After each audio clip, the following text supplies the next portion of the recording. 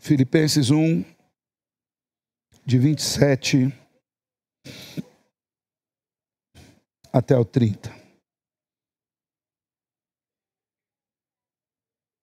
Hoje eu quero compartilhar com os irmãos sobre a alegria de podermos ser identificados com Cristo no seu sofrimento, de podermos sofrer para a glória de Deus e entender que Deus está no controle de todas as coisas.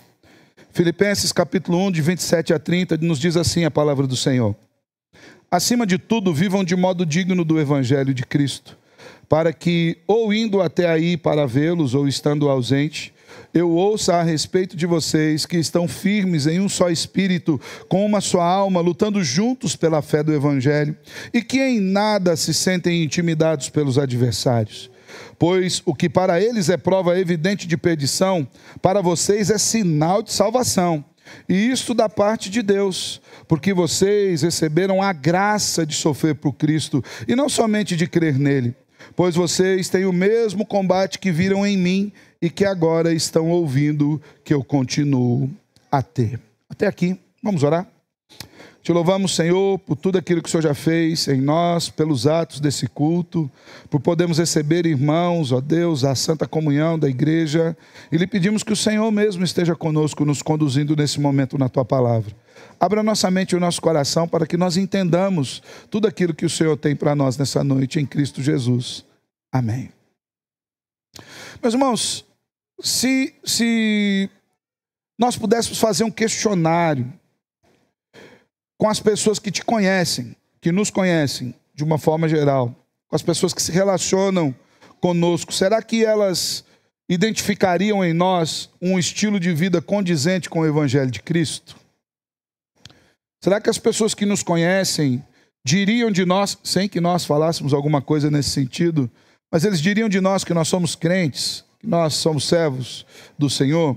Se nós fizéssemos esse questionário acerca da nossa fé e passássemos, por exemplo, para a nossa família, será que a nossa família nos identificaria como cristãos? Os nossos colegas de trabalho, os nossos colegas de escola, os nossos colegas de happy hour, aquele que talvez você encontra no final de tarde, as pessoas com quem nós temos contato nas ruas, nas lojas, aquelas pessoas que quando a gente vai comprar uma coisa, a gente é bem ou mal atendido, e a gente responde ou de uma maneira boa ou má, aquelas pessoas nos identificariam como cristãos a partir da nossa resposta, a partir da maneira como nós lidamos com elas? Você acha que nós seríamos identificados como sendo crentes por meio das nossas atitudes? Isso é algo bastante importante. O apóstolo Paulo, ele começa esse texto, que está finalizando o capítulo 1 de Filipenses, nos exortando a vivermos de uma forma digna do Evangelho, a vivermos de maneira que as pessoas reconheçam o Evangelho em nós. E aqui, irmãos, longe de sermos legalistas, não é isso que nós queremos. Mas a postura cristã que nós apresentamos precisa comunicar algumas verdades acerca da nossa fé. As pessoas que se relacionam conosco, elas precisam olhar para nós e nos identificar com aquilo que nós dizemos crer.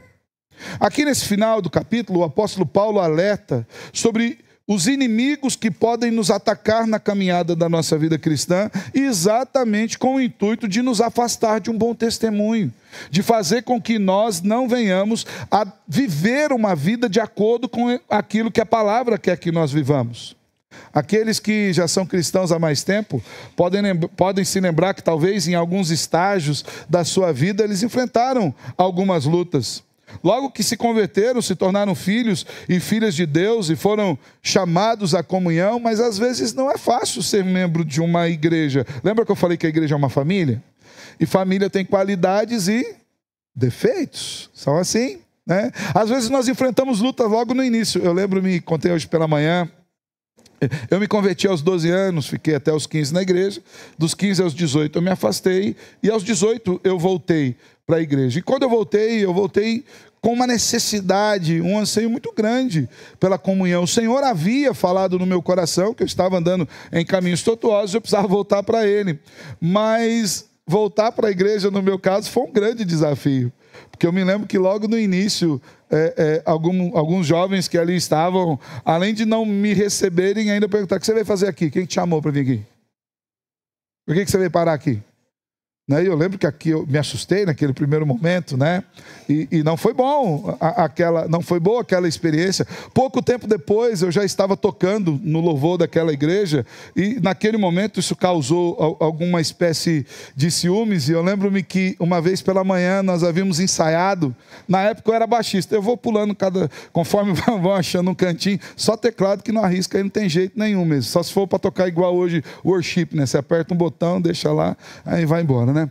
Mas eu lembro-me que na época eu tocava contrabaixo e nós ensaiamos pela manhã, e quando nós chegamos à noite para tocar, alguém tinha soltado todas as cordas do contrabaixo. Quando eu falo para você soltado, é soltado, e tirado todas as cordas, e aquilo me espantou e me causou um certo temor, né? E nós descobrimos que eram pessoas da igreja, eram alguns jovens da igreja que tinham feito isso.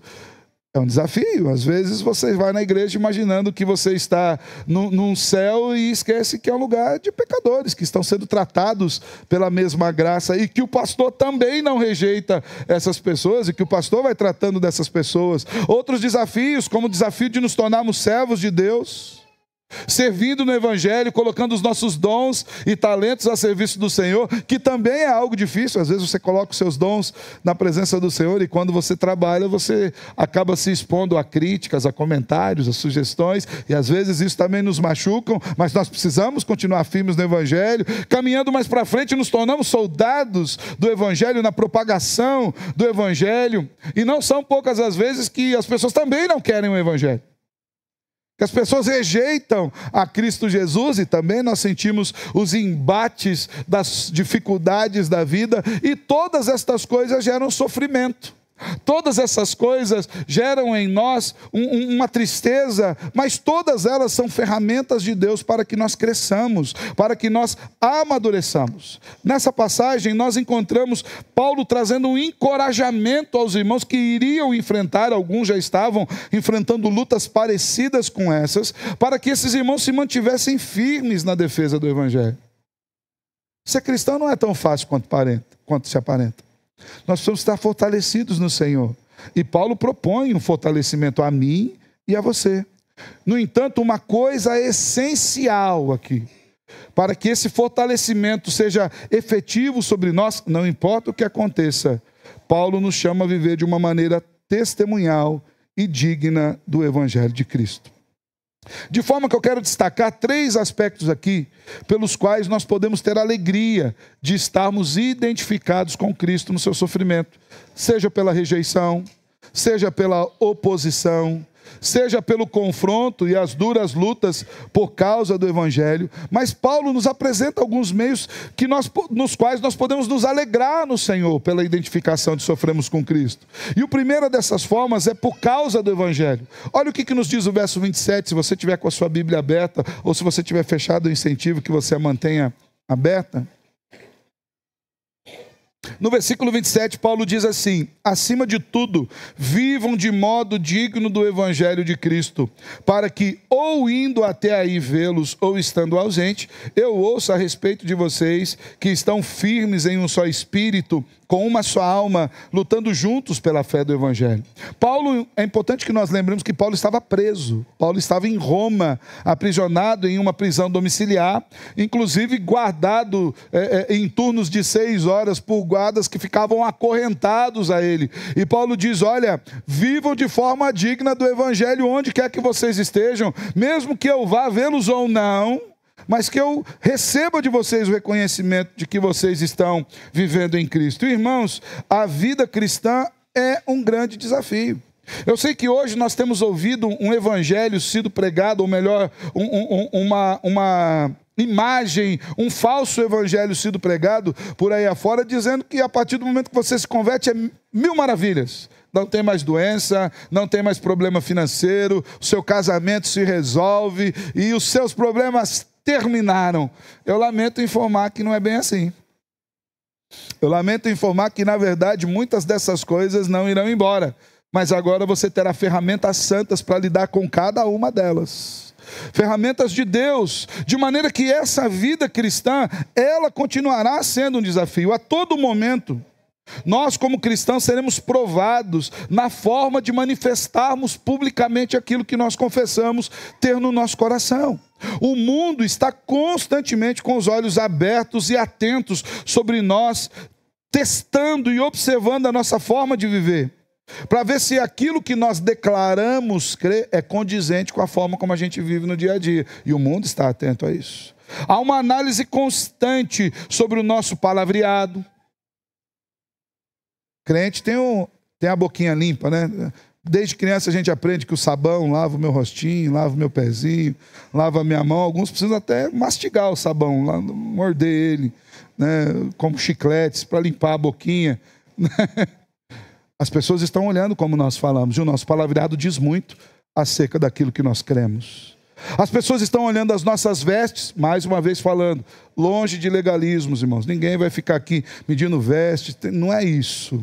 Mas é importante que nós entendamos que o cristão, ele precisa ter um modo de viver e de agir, uma postura diferenciada no mundo. O mundo está vendo a nossa conduta, a forma como nós trabalhamos, como nós estudamos. O mundo está olhando para os namoros dos jovens cristãos, para os casamentos dos cristãos, para a forma como nós educamos os filhos, se nós de fato cremos na palavra, tudo para ver se há alguma inconsistência entre a forma como nós vivemos e a declaração de fé que nós manifestamos.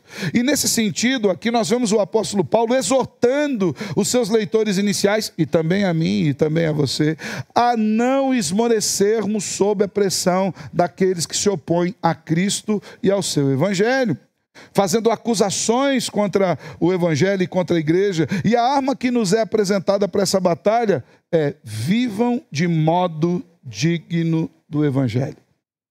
Paulo sabe que muito mais do que as nossas palavras, a nossa vida vai dizer, se nós somos crentes. Cantamos aqui, né? Que a minha vida cante a ti, que a canção de louvor a Deus seja o meu viver. De maneira que as pessoas olhem para nós, o nosso viver, e falem: você é crente? É uma coisa meio diferente com você. Eu não sei se você já teve essa experiência de não falar para ninguém que é crente em um momento qualquer, e alguém parar a conversa meio assim, do nada, e falar: você é crente? Isso é um presente, você ganhou um presente, pode ir para casa feliz, não fique soberbo, venha assistir a lição da escola dominical, para não possa se achar muito, mas que bom que há algum tipo de distintivo na sua vida, de maneira que as pessoas percebam: peraí, essa pessoa não está vivendo como todas as pessoas vivem no curso normal das suas vidas. Paulo diz isso, irmãos, é um privilégio sofrer por Cristo quando as pessoas identificam a vida de Cristo em nós. Vivam de modo digno do evangelho. E esse viver de modo digno do evangelho tem o sentido de viver como cidadãos dos céus aqui na terra, com os valores eternos dos céus aqui na terra.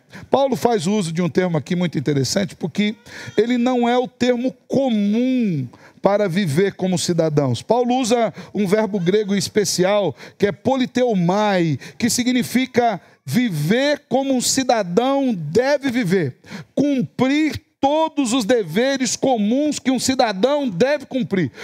Paulo está deixando bem claro, destacando que nós devemos viver a realidade do país eterno a qual nós pertencemos. É como se nós fôssemos embaixadores em um outro lugar, que devemos levar os valores que nós temos do reino em todos os lugares onde nós pisamos.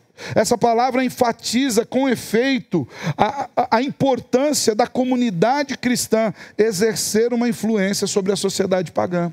Nós devemos ser luz onde quer que nós pisamos, e às vezes isso traz alguns dissabores. Às vezes o viver de modo digno do evangelho de Cristo fará com que percamos algumas amizades, algumas oportunidades, fará com que nós nos afastemos de alguns lugares que nós gostaríamos de ir, ou que nós já não sejamos mais tão benquistos como éramos antigamente. Mas Paulo nos apresenta também um auxílio importante para que nós nos mantenhamos firmes nessa caminhada. Paulo nos mostra que nós não estamos sozinhos nessa batalha. Veja bem, não é uma batalha individual. É a igreja de Cristo, é o corpo de Cristo. É maravilhoso saber que outras pessoas permanecem conosco quando nós enfrentamos as batalhas da vida. Nada substitui a união, a harmonia da igreja, porque Cristo é o unificador e o edificador. Nós não estamos sozinhos, irmãos. Nós somos um corpo unidos em Cristo Jesus. Estamos debaixo do pastoreio de Cristo que nos conduz até mesmo em um vale de sombra e de morte. Nós não vamos temer porque Ele está conosco. Paulo cita ainda que nessa batalha nós temos a companhia de outros irmãos, inclusive dele mesmo. Paulo diz, olha, eu indo aí vê-los ou não, ou seja, mesmo da cadeia, Paulo falou, eu estou com vocês, eu milito pelo mesmo evangelho. E veja bem que Paulo usa vários verbos no plural aqui, para mostrar que os irmãos são uma comunidade, e estão fortalecidos. Ele diz, olha, vocês estão firmes em um só espírito, uma só alma, lutando juntos, o que indica, irmãos, uma ofensiva unificada. Uma só alma indica um coração unido pelo amor de Cristo. Quando nós somos chamados à fé cristã, embora nós sejamos responsabilizados nas nossas individualidades, nós somos chamados a fazer parte de um corpo. E a igreja é um corpo. E um corpo vive junto. Eu falo que, por exemplo, se você tiver com a perna doendo, não dá para você falar assim, ó, perna, fica aí em casa descansando que eu vou sair ali e já volto. Ela faz parte do corpo, o corpo está sempre junto. Tudo aquilo que envolve o corpo faz com que as múltiplas partes sejam unidas em um único organismo, e é isso que Cristo faz conosco. Então nós não estamos sozinhos nessa batalha, nós somos unidos em Cristo e por causa de Cristo, e nós podemos nos alegrar caso nós soframos por causa de Cristo Jesus. Assim Paulo anima os crentes a manterem-se unidos. Ele diz, olha, fiquem firmes em um só espírito, a combaterem unidos pela fé, com uma só alma. E como igreja, ele nos chama a viver nessa união em um único propósito de servir a Cristo, lutando juntos pelo Evangelho. Então, o primeiro aspecto que nós podemos ver aqui, da alegria de estarmos identificados com Cristo, mesmo no sofrimento, é porque por conta do Evangelho é que nós somos identificados com Cristo. Não há outra maneira de nós identificarmos. Em segundo lugar, nós podemos nos alegrar de nos identificar com Cristo, porque por meio dos sofrimentos nós somos fortalecidos espiritualmente. Ninguém gosta de sofrer. Quem gosta de sofrer? Eu acredito que se eu fizer uma enquete, passar aqui o papelzinho, olha, opção do dia, sofrimento, a folha vai terminar em branco. Ninguém vai gostar de sofrer. Nós não gostamos muito dessa área, mas ela é uma área importante. Olha o que nos diz o versículo 28. Em que nada se sentem intimidados pelo adversário, pois o que para eles é prova evidente de perdição, para vocês é sinal de salvação. E isto da parte de Deus. Aqui, irmãos, é uma declaração muito forte que Paulo está fazendo. Nós estamos do lado daquele que vence. Nós estamos do lado do vencedor. Para nós, a resistência no meio da luta é sinal de salvação. O comentarista bíblico Warren Wiersbe, ele afirma que o inimigo, aqueles que são contra a igreja, que são opositores da igreja, quando eles veem a igreja resistindo à sua oposição, isso para eles é um sinal claro da sua perdição. Porque a igreja de Cristo está unida. E ela vence unida, porque nós somos um só corpo. Mas aquilo que é sinal de perdição para eles, para nós é sinal de salvação. Eu gosto de assistir desenhos, não sei se você gosta de assistir desenhos, né? Quando a Paty estava grávida da Isa, nós pegamos 2 sessões de desenho emendadas no cinema. Saímos de um desenho e fomos assistir outro. É para quem gosta de assistir desenho, né? Um dos desenhos que eu gosto de assistir, e esse eu não assisti no cinema, não sei se você já assistiu, se chama Vida de Inseto, né? Talvez você já tenha assistido 1, 2, 3, 4, 10 vezes. Tem aqueles desenhos que a gente assiste todas as vezes, né? Igual alguns filmes que assistem todas as vezes. Eu e a Patrícia não podemos ver passando Forrest Gump, que nós vamos assistir pela 21ª e por aí vai. E assistindo Vida de Inseto, eu me lembro que conta ali a história de umas formiguinhas, né? E num dado momento, essas formiguinhas elas sentem um ataque de uns gafanhotos. E para que elas se defendam, na individualidade elas são menores, são mais fracas que os gafanhotos, que embora não fossem muitos, mas eles eram muito fortes. Num dado momento da história, as formigas percebem que elas são bastante fortes e elas se unem, porque na sua individualidade há fraqueza, mas elas são em milhares de milhares, e elas se unem contra aqueles gafanhotos. Eu acho que eu falei o nome do desenho errado, esse é o Formiguinhas. Mas você pode assistir os dois, depois você vê qual que está certo, né? E elas se unem e elas vencem aquele gafanhoto que, embora imponha medo, mas quando o corpo está unido, quando elas estão unidas, elas são mais fortes. Na nossa individualidade, nós não temos muita força. Nós somos presa fácil para os lobos devoradores. Mas quando nós estamos unidos ao corpo de Cristo, o Senhor está conosco e nós somos invencíveis. Não porque sejamos bons, mas porque o bom pastor nos governa. O bom pastor está sobre nós. E veja bem, Paulo diz aqui que nós não devemos estar intimidados pelos adversários. A ideia de intimidados aqui, o verbo que Paulo usa aqui no original, descreve como se fossem cavalos assustados, prontos a debandar. Ele diz: não façam isso. Muito pelo contrário. Quando vocês estão unidos, vocês não precisam debandar. O Senhor está conosco e isso é sinal de salvação para nós. É sinal de que nós estamos unidos em um só corpo, identificados com Cristo Jesus. De maneira que a dor de um é a dor de todos. Já notou como é bom você estar com uma igreja que se une, que ora por você, que está com você em todos os momentos? É mais ou menos quando você acorda de madrugada, sabe aquela noite que você perdeu o sono, ou melhor, que você precisa levantar para ir no banheiro e não quer nem perder o sono, você nem liga a luz, e vai de repente o seu dedinho, aquele dedinho, se encontra com alguma quina do caminho. Embora você bata só o dedinho, você sente que o corpo todo doeu. É uma dor que inunda o corpo. De maneira que a dor de um pequeno membro é a dor de todos. E todo o corpo se manifesta diante daquela dor. Assim, irmãos, nós somos encorajados a estarmos fortalecidos, porque a dor de um é a dor de todos. E por meio das adversidades, quando passamos juntos, nós somos fortalecidos em Cristo Jesus. Pedro, inclusive, diz que o Deus de toda graça, que nos chamou à sua glória eterna. E aí ele coloca uma frase no meio desse versículo que talvez alguns de nós gostaria de apagar. Ela vem ali como uma espécie de alerta. E Pedro diz: depois de ter sofrido por um pouco, ele mesmo há de firmar, fortalecer e confirmar vocês. Veja bem, nós somos fortalecidos mesmo no meio do sofrimento. E às vezes o sofrimento é uma ferramenta de Deus para o nosso amadurecimento espiritual.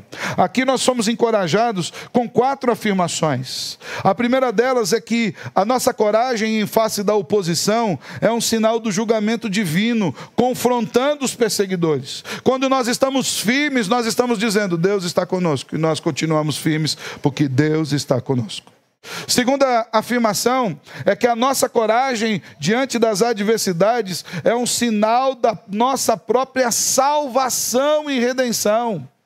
Os crentes que permanecem firmes no Senhor manifestam a salvação de Cristo nas suas vidas. Terceiro, sofrer por Cristo é uma honra dada. Quando nós sofremos por causa do Evangelho, ou quando nós sofremos em Cristo Jesus, é uma honra poder sofrer por Cristo, é um presente dado. E quarto, nós temos ainda vários santos compartilhando conosco das mesmas lutas. Paulo, inclusive, se coloca como um deles. Então, nesse aspecto, irmãos, a alegria de sermos identificados com Cristo no seu sofrimento passa por causa do Evangelho, por uma identificação clara com o Evangelho. Também é uma ferramenta de fortalecimento espiritual. E, por fim, é um privilégio que Deus nos dá. Sofrer em Cristo e por Cristo é um privilégio, sabia disso? Olha o que nos diz os versos 29 e 30. Porque vocês receberam a graça de sofrer por Cristo, e não somente de crer nele, pois vocês têm o mesmo combate que viram em mim e que agora estão ouvindo, que continuam a ter. Lembra do que nós falamos nos sermões passados, os irmãos que estiveram aqui nos sermões passados, sobre o privilégio de poder sofrer por Cristo Jesus? Aqui o apóstolo Paulo afirma que isso é uma graça. é um presente. Olha o que ele diz no verso 29. Vocês receberam a graça, vocês receberam um presente de poder sofrer por Cristo Jesus. Espera aí, pastor, mas eu esperava outro tipo de presente. Eu esperava calmaria, eu esperava viver sem tribulação. Paulo diz que quando nós sofremos por causa de Cristo e em Cristo, nós somos agraciados por Deus. O sofrimento aqui foi algo que foi concedido por Deus a nós. Esse sofrimento é como um diploma de identificação com Cristo. Seja o sofrimento que nós sofremos por causa do Evangelho, que nós recebemos por causa do Evangelho, seja aquele sofrimento que, mesmo não sendo decorrente de uma perseguição, mas aquele sofrimento que é natural da vida, mas no qual nós sofremos e manifestamos o bom testemunho do Evangelho. O privilégio de sofrer por Cristo e em Cristo é o privilégio de ter uma vida tão identificada com Jesus, a ponto de merecer o contra-ataque do mundo. Eu lembro-me que na minha juventude, em um dos acampamentos que eu fui, e eu fui em muitos acampamentos, inclusive incentivo os pais que enviem seus filhos para acampamentos, são experiências boas. Eu lembro que o preletor daquele acampamento, ele estava falando sobre perseguição e de estar em Cristo Jesus. E ele fez uma pergunta, ele falou, olha, se houvesse aqui hoje uma grande perseguição contra os cristãos, e todos aqueles que fossem cristãos verdadeiros fossem perseguidos, aprisionados e até mesmo mortos, será que as pessoas encontrariam em você um motivo de acusação? Será que elas identificariam você como um cristão verdadeiro? Ou será que você sumiria na multidão? Ah, nem parece crente mesmo, né? Esse nem precisa perseguir. Será que nós teríamos essa identificação? Paulo diz que quando nós sofremos por causa de Cristo, significa que nós fomos identificados com Jesus. Que as pessoas olharam para nós e encontraram em nós a causa de podermos sofrer com Jesus e por Jesus. É por isso que Paulo considerou um privilégio quando nós sofremos por Cristo. Por natureza, nós não consideramos o sofrimento como um privilégio. Ninguém gosta. Ninguém gosta. Eu falo que se a gente pudesse escolher um dia para sofrer, a gente deixaria ele sempre lá para frente. Fala, não, só um dia, não, deixa para depois. Deixa. Eu não quero sofrer. Nós não gostamos disso. Mas quando nós sofremos por representar fidelidade a Cristo, a nossa mensagem e o nosso exemplo afetam tanto a nós quanto as pessoas que nos cercam. Crer em Cristo já é algo maravilhoso. Receber o dom gratuito da salvação é uma bênção inominável. Nós não podemos comparar isso com absolutamente nada. Porém, há um outro dom que nós recebemos, o dom de sofrer por Cristo. É o que o texto nos diz. Em Filipenses 3,10, sugere que o nosso sofrimento representa a nossa comunhão com Jesus. Quando nós sofremos por causa dele, nós nos identificamos com ele na cruz do Calvário. Quando nós sofremos por causa de Jesus, de maneira até mesmo injusta, nós desfrutamos do privilégio de estarmos no mesmo barco dos santos do passado, daqueles irmãos que estão listados na galeria dos heróis da fé. Nós estamos no mesmo barco do apóstolo Paulo e até mesmo do Salvador Jesus, que deu a sua vida por nós. O sofrimento, irmãos, traz consigo alguns benefícios adicionais. A gente não gosta, mas eles são bons. Primeiro, ele desvia os nossos olhos das comodidades terrestres. O sofrimento, muitas vezes, faz com que nós ansiemos o céu, a glória eterna. E a gente tira o foco daqui. Muitas vezes o sofrimento desarraiga os crentes de sentimentos de superficialidade. Às vezes a gente fica correndo atrás do vento aqui. E quando nós percebemos a finitude das coisas e da vida, nós voltamos os nossos olhos para Deus. O sofrimento também fortalece a fé daqueles que persistem. Aqueles que passam por sofrimentos e persistem, eles saem do outro lado com a fé fortalecida no Senhor. E ainda por fim, o sofrimento serve de exemplo a que as pessoas possam seguir. Quando nós sofremos por causa de Cristo, fielmente, nós nos tornamos exemplos para a igreja do Senhor. Voltando ainda à afirmação que Paulo faz no versículo 27, quando ele diz, acima de tudo, vivam do modo digno do Evangelho de Cristo. Sofrer por Cristo faz parte de viver de modo digno. Todos aqueles que viverem o Evangelho de modo digno experimentarão sofrimento. Não se engane. Seja sofrimentos por conta dos seus próprios pecados, na luta contra o pecado, seja perseguições externas, seja confrontos externos, porque veja bem, quando nós estamos em Cristo, nós não estamos mais livres para pecar em paz. Isso é bom. Louvado seja Deus por isso. O Senhor mesmo nos incomoda, isso gera sofrimento em nosso coração. Paulo mostra uma confiança tranquila, mesmo em meio aos problemas. Lembrando que Paulo escreveu essa carta da onde? Da cadeia. Paulo estava preso, dizendo para os irmãos, olha, vivam de modo digno do Evangelho.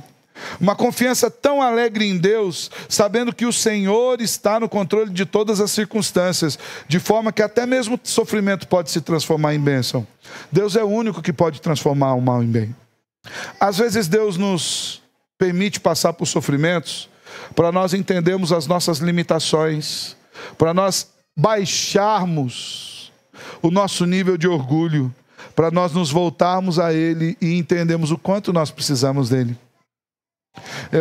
Jesus, quando ele fala da ilustração da videira, dizendo, eu sou a videira e vocês são os ramos, permaneçam ligados em mim, porque sem mim, nada vocês podem fazer.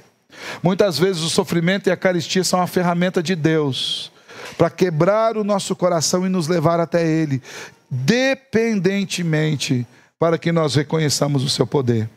Por fim, o apóstolo Paulo afirma que sofreu ao longo de sua vida por difundir as boas novas do Evangelho. Como os filipenses, a nossa luta é contra as forças da maldade que tratam de desacreditar a mensagem do Evangelho de Cristo Jesus. Todos os crentes verdadeiros estão juntos nessa luta, unidos contra o mesmo inimigo e pela mesma causa, pois vocês têm o mesmo combate que viram em mim e que agora estão ouvindo que eu continuo a ter.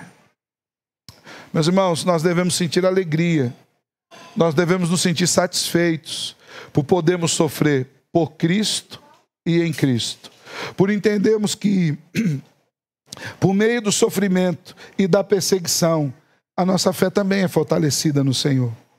Se a nossa identificação vai a esse nível, isso é motivo de satisfação e de louvor a Deus. Diante do que nós vimos nessa exposição nessa noite, caso nós venhamos a sofrer na nossa vida, seja por conta da nossa fé, ou seja os sofrimentos naturais da vida, que nós soframos por Cristo, e que nós nos alegremos pela identificação com Ele, porque quando nós sofremos fiéis em Deus, significa que nós estamos vivendo de forma digna e condizente com o Evangelho, até mesmo no meio da dor. Daqui uns dias eu vou chamar o nosso querido diácono Mateus para testemunhar de como foram os dias de sofrimento, ele e a Ana, né? Agora a gente só olha para ele, né, Ana? Esquece que a Ana sofreu do lado de cá, né? E ele tem um testemunho maravilhoso para nos mostrar de como Deus o fortaleceu num vale de sombra e de morte.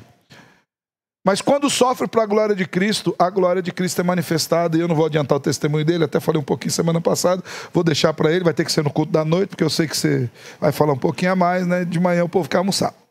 O Mateus não fala muito, mas eu acho que pode ser que ele fale um pouquinho a mais no testemunho. Mas, irmãos, quando nós sofremos por causa de Cristo, as pessoas veem Cristo em nós. Nós somos identificados com Ele. Segundo, quando nós sofremos por causa de Cristo e em Cristo, nós somos fortalecidos pela graça e com a graça. O próprio apóstolo Paulo experimentou disso. Num dado momento da sua vida, ele diz que foi-lhe posto um espinho na carne. Você já andou com pedrinha de sapato? Já aquela pedrinha que entrou no sapato? Ou os mais antigos, essa é coisa que os mais novos não sabem. Já furou o pé num prego?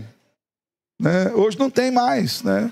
Eu lembro do tempo que a gente furava o pé no prego, passava o chinelo e grudava o pé, o chinelo e o prego numa coisa só, né? E o remédio para o pé furado com prego, todo mundo sabe que era ter. Hoje a galera moderna hoje morria só de medo do remédio, né? De quem tinha o pé furado com prego, né? Paulo diz que tinha como um espinho colocado na sua carne constantemente, e o incômodo era tão grande que Paulo diz que sentia como sendo um mensageiro do próprio Satanás a fustigá-lo. E 3 vezes ele pediu para que Deus tirasse o espinho na carne. E Deus não tirou. Só que Deus falou, Paulo, não vou tirar o espinho, mas vou te dar uma coisa melhor. eu vou te dar graça. Graça para suportar, a minha presença para estar contigo o tempo todo. Quando nós sofremos em Cristo, nós somos fortalecidos com a mesma graça. O Senhor está conosco. E por fim, quando nós sofremos por causa de Cristo, nós somos identificados com o nosso Salvador, que foi na cruz do Calvário por nós. Ele não tinha pecado algum. Ele recebeu sobre si a carga dos nossos pecados. Foi a cruz. Nós nos identificamos com Ele na cruz.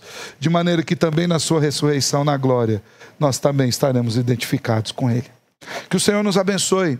Que nós continuemos guardando o nosso coração e fortalecendo a nossa alma em Cristo Jesus. Que se sofremos, soframos em Cristo e por causa de Cristo, e não por conta dos nossos pecados ou do nosso afastamento.